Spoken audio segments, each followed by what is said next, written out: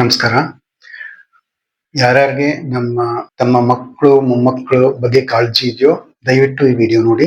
Problem ಏನು ಅಂದ್ರೆ corporate ಜಿಹಾದ್. ಇವಾಗ TCS ಅಂತ ಕಂಪ್ನಿಗಳಲ್ಲಿ ಕಾರ್ಪೊರೇಟ್ ಜಿಹಾದ್ ಅಥವಾ ಇತರ ಲಾರ್ಜ್ ಕಂಪ್ನೀಸ್ ಲೆನ್ಸ್ ಕಾರ್ಟ್ ಅದ್ರಲ್ಲೆಲ್ಲ ಭೇದ ಭಾವ ಎಲ್ಲ ಮಾಡ್ತಾ ಇರೋದು, ಇದ್ರಲ್ಲೆಲ್ಲ ನೋಡ್ತಾ ಇದ್ರೆ ತುಂಬಾನೇ ಸೀರಿಯಸ್ ವಿಷಯ.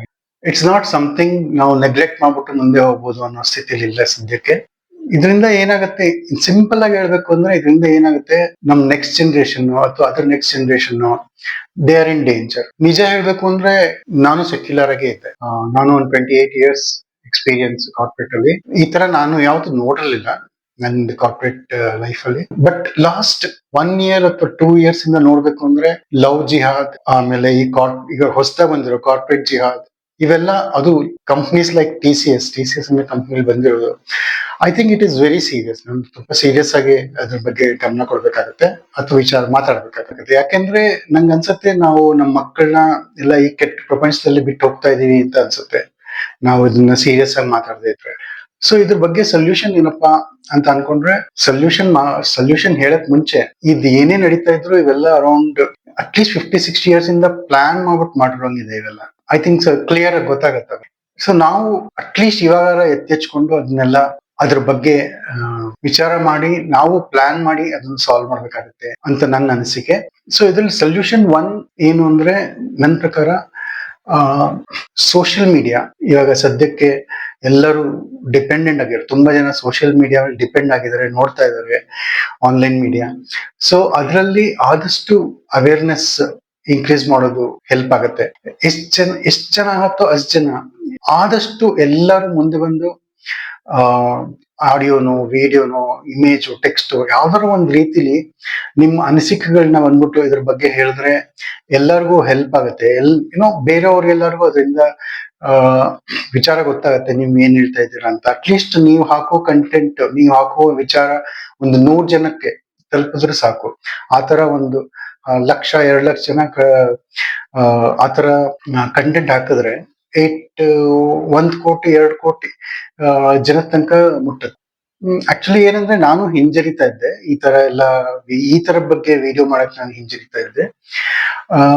ಬಟ್ ಈಗ ಕಂಡೀಷನ್ ನೋಡಿದ್ರೆ ತುಂಬಾನೇ ಸೀರಿಯಸ್ ಇದೆ. ಐ ಥಿಂಕ್ ನಾವೆಲ್ಲ ಬಂದ್ಬಿಟ್ಟು ಇದ್ರ ಬಗ್ಗೆ ವಿಚಾರ ಮಾಡಿ ಅದಕ್ಕೊಂದು ಸೊಲ್ಯೂಷನ್ ಕಂಡುಹಿಡಿಯೋ ಬಗ್ಗೆ ವಿಚಾರ ಮಾಡೋದು ತುಂಬಾ ಇಂಪಾರ್ಟೆಂಟ್ ಆಗಿದೆ. ಸೆಕೆಂಡ್ ಏನು ಅಂದ್ರೆ ಸೊಲ್ಯೂಷನ್ 2 ಏನು ಅಂದ್ರೆ, ಆಲ್ರೆಡಿ ಐ ಥಿಂಕ್ ತುಂಬಾ ಸಂಸ್ಥೆಗಳು, ಗ್ರೂಪ್ಸ್ ಎಲ್ಲ ಶುರು ಆಗಿದೆ ಇದ್ರ ಬಗ್ಗೆ ಚರ್ಚೆ ಮಾಡಿ ಇದಕ್ಕೆಲ್ಲ ಸಾಲ್ವ್ ಮಾಡಕ್ಕೆ.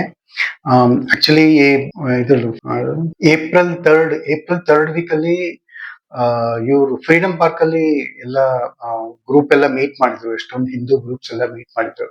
ನಾನು ಅವತ್ತು ಬ್ಯಾಂಗ್ಳೂರಲ್ಲಿ ಇರ್ಲಿಲ್ಲ ಅಂದ್ರೆ ನಾನು ಮೀಟ್ ಮಾಡ್ತಾ ಇದ್ದೆ. ಸೊ ಆತರ ಮೀಟಿಂಗ್ ತುಂಬಾ ಒಳ್ಳೇದಾಗತ್ತೆ. ಆತರ ಹೋಗಿ ಮೀಟ್ ಮಾಡಿ ಒಬ್ರೊಬ್ರು, ಅವಾಗ ಏನಾಗುತ್ತೆ, ಒಂದ್ ಸ್ವಲ್ಪ ಎಲ್ಲರಿಗೂ ಒಂದು ಸ್ಟ್ರೆಂತ್, ಒಂದು ಯೂನಿಟಿ ಬರುತ್ತೆ. ಸೊ ಇನ್ನೊಂದು ಇಂಪಾರ್ಟೆಂಟ್ ವಿಷಯ ಇಲ್ಲಿ ಏನ್ ಹೇಳ್ಬೇಕು ಅಂದ್ರೆ, ನಾವು we are still the majority. ಸದ್ಯಕ್ಕೆ ನಾವು ಇನ್ನ ಮೆಜಾರಿಟಿನ ಇದೀವಿ. ಗೊತ್ತಿಲ್ಲ ಇನ್ 30 years 50 years ಆದ್ಮೇಲೆ ನಾವ್ ಎಷ್ಟು ಮೆಜಾರಿಟಿ ಇರ್ತೀವಿ ಅಂತ ಹೇಳಕ್ ಆಗಲ್ಲ. So this is the right time. ಇವಾಗ ಹೋಗ್ಬಿಟ್ಟು ಅಟ್ಲೀಸ್ಟ್ ನಾವ್ ಇದ್ರ ಬಗ್ಗೆ ಮಾತಾಡೋದು, ಇದ್ರ ಬಗ್ಗೆ ಹೋಗಿ ಮೀಟ್ ಮಾಡಿ ಮಾತಾಡೋದು, ಇವೆಲ್ಲ ತುಂಬಾ ಹೆಲ್ಪ್ ಆಗುತ್ತೆ. ಇದನ್ನ ಸಮರೈಸ್ ಮಾಡ್ಬೇಕು ಅಂದ್ರೆ, ಸೊ ಎಲ್ಲರೂ ಹಿಂಜರಿದಿರ ಮುಂದೆ ಬಂದು ಮಾತಾಡಿ, ಸೋಷಿಯಲ್ ಮೀಡಿಯಲ್ಲಿ ಆದಷ್ಟು ಮಾತಾಡಿ. ಆಮೇಲೆ ಒಬ್ಬರ ಜೊತೆ ಆದಷ್ಟು ಒಬ್ಬರನ್ನೊಬ್ಬರು ಮೀಟ್ ಮಾಡಕ್ ಟ್ರೈ ಮಾಡಿ. ಅಥವಾ ಈ ತರ ಆಲ್ರೆಡಿ ಗ್ರೂಪ್ಸ್ ಎಲ್ಲ ಕ್ರಿಯೇಟ್ ಆಗಿದೆ, ಅವ್ರ ಹತ್ರ ಟೈಮ್ ತಗೊಂಡು ಹೋಗಿ ಮೀಟ್ ಮಾಡಕ್ ಟ್ರೈ ಮಾಡಿ, ಅವ್ರಿಗೆಲ್ಲ ಬೆಂಬಲ ಕೊಡಿ. ಆಮೇಲೆ ಇನ್ನೊಂದು ಏನಂದ್ರೆ, ನಾನೊಂದು ಗೂಗಲ್ ಶೀಟ್ ಮಾಡಿದ್ದೀನಿ ಜಸ್ಟ್ ಟು ಸಿ ಎಷ್ಟ್ ಜನಕ್ಕೆ ಇದ್ರ ಬಗ್ಗೆ ಕಾಳಜಿ ಇದ್ದು, ಇದ್ರ ಬಗ್ಗೆ ಈ ತರದ್ರಲ್ಲಿ ಪರಸ್ಪರ ಮೀಟ್ ಮಾಡೋದು ಅಥವಾ ಆನ್ಲೈನ್ ಅಲ್ಲಿ ಮೀಟ್ ಮಾಡೋದು ಯಾರ ಇಂಟ್ರೆಸ್ಟ್ ಇದ್ರೆ ಅವರೆಲ್ಲ ಈ ಗೂಗಲ್ ಶೀಟ್ ಅಲ್ಲಿ ನಿಮ್ ಡೀಟೇಲ್ಸ್ ಹಾಕಿ. ಆದಷ್ಟು ಎಲ್ಲ ನಾವು ಆನ್ಲೈನ್ ಮೀಟ್ ಮಾಡೋದು ಅಥವಾ ಸಾಧ್ಯ ಆದ್ರೆ ಆಫ್ಲೈನ್ ಮೀಟ್ ಮಾಡೋದು ಎಲ್ಲ ಟ್ರೈ ಮಾಡೋಣ.